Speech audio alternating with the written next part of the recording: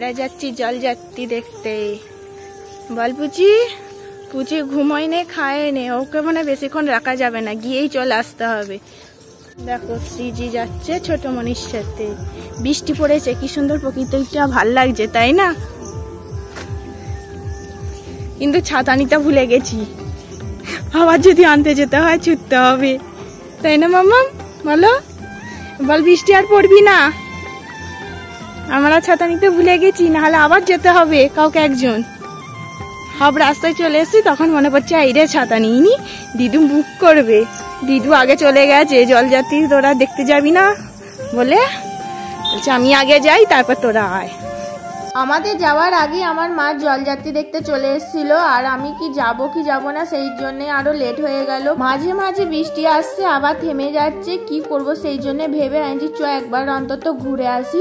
আর এখানে দুই বোন দেখছো, আমাদের পাড়ায় বাড়ি। ও বলছে দেখো শ্রীজিকে নিয়ে চলে এসছে জলযাত্রী দেখতে, আর আমি কিন্তু তোমাদের ভিডিও দেখি, আমাকে দেখা যাবে তাহলে তোমাদের ব্লগে। বলো, শ্রীজির প্রথম জলযাত্রী দেখা, শ্রীজিকে সেই জন্য দেখাচ্ছিলাম। দেখো কত জলযাত্রী যাচ্ছে, বোম বোম যাচ্ছে, আর ও দেখো কত লোক দেখে একদম চুপচাপ হয়ে গেছে, মুখে কোনো হাসি নেই। দেখো প্রথমে তো ভেবেছিলাম কেঁদে ফেলবে মনে হয় এত লোক দেখে, কিন্তু কাঁদে নেই। কিন্তু সব জলযাত্রী যারা যাচ্ছে আওয়াজ হচ্ছে শুনে একবার এদিকে তাকাচ্ছে, একবার ওদিকে তাকাচ্ছে, ওর খুব ভালো লাগছিল মনে হয়। আগের বছরে শ্রাবণী মেলা দেখতে আসা হয়নি, কারণ শ্রীজি তখন অলরেডি আমার পেটে চলে এসেছিল, তখন বুঝতে পেরে গিয়েছিলাম। আগের বছরে আসেনি তো কি হয়েছে, আমি শ্বশুর বাড়ি ওখান থেকেও আমাদের অনেক যায়, আমি সেইগুলো দেখেছিলাম।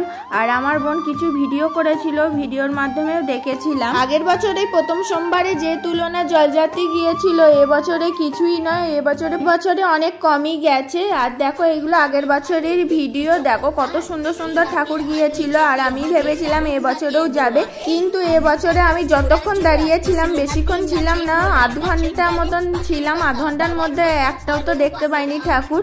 আর দেখো আগের বছরে দেখো কত সুন্দর সুন্দর ছিল, এইগুলোই তোমাদের সাথে শেয়ার করলাম, তোমরা একটু দেখে নাও।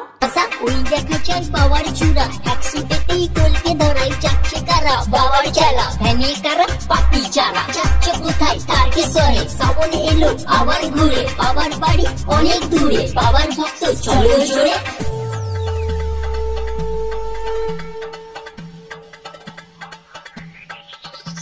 माँ काल के पुजारी, ये भोले की भंडारी, न ओडी न फरारी, ये शिव जी की सवारी। गो काल का काल महाकाल, फिर से आया सावन साल आँख लाल, मालपी के सब रहते टाल।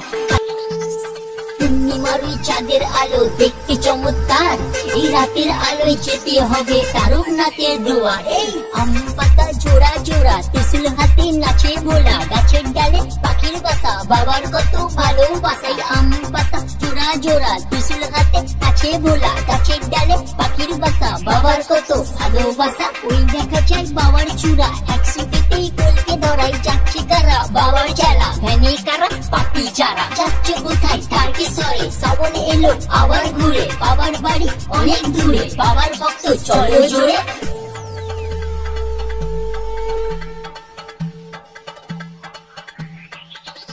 माँ काल की पुजारी, ये भोले की भंडारी, न ओडी न फरारी, ये शिव जी की सवारी। गो काल का काल महाकाल, फिर से आया सावन साल आँख लाल, मालपी के सब रहते टाल। দেখো শ্রীজি ঘাড় ঘুরিয়ে একবারে দেখ, তোমরা কি বাবার মাথায় জল ঢালতে গিয়েছো এরকম হেঁটে? শেওড়াফুলি ঘাট থেকে বরাবর হেঁটে তারকেশ্বরে কেউ কি জল ঢালতে গেছো? আমি তো মাঝে মাঝে দেখছিলাম আকাশের দিকে, আকাশে কেমন ঘন মেঘ চলে আসছে, আর বৃষ্টি এসে গেলে আর বাড়ি ফিরতে পারবো না বাচ্চা মেয়েটাকে নিয়ে। আর যেহেতু আবার ছাতা আনতেও ভুলে গেছি, সেই জন্য আর বেশিক্ষণ দাঁড়াইনি, চলে গিয়েছিলাম আমি একাই। চলে যাচ্ছি আমরা, টাটা। মার বোন ছিল, আমি মেয়েটাকে নিয়ে চলে এসেছি। আকাশে তো প্রচুর মেঘ করেছে, আর আমার মেয়েরও ঘুম পেয়েছে। যেই বাড়ি চলে এলাম মেঘ কেটে গেল, দেখো আকাশ পরিষ্কার হয়ে গেল, মেঘটা উড়ে উড়ে চলে গেল।